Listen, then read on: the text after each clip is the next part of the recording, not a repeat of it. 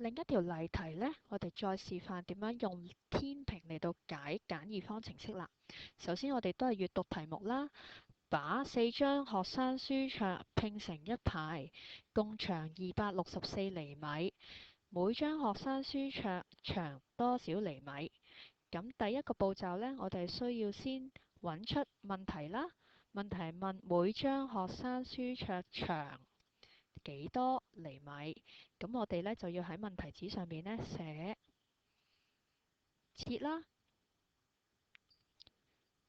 設每張書桌學生書桌長幾多？咁我哋又係俾個字母佢啦，今次俾個 E 佢啦。設每張學生書桌長 E 厘米。跟住我哋再睇下成條問題呢，邊一個係一個結果嘅資料啦。佢話將4張書桌拍埋一排之後呢，成張書桌呢就長264厘米，所以最後結果呢，最長呢就係264厘米呢個資料啦。我哋就寫喺右手邊，將結果嘅數字呢寫喺右手邊，然後其餘嘅未知數呢 E 呢我哋就寫喺左手邊。咁我哋再衡量下呢 E 同埋264係究竟邊一個係會多啲咯？E 呢係一張書桌，而264呢係4張書桌。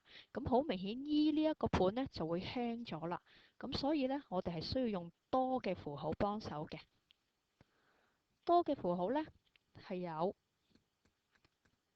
加或者乘啦，嚟到幫呢個盤呢平衡返。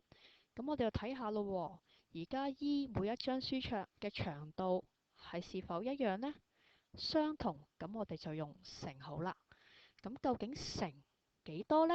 咁我哋就可以揾返題目嘅資料，原來係有4張，所以係乘4，以至呢左邊同埋右邊嗰個天平個盤呢都可以平衡啦。咁最後呢，我哋列返條方程式，咁就係4E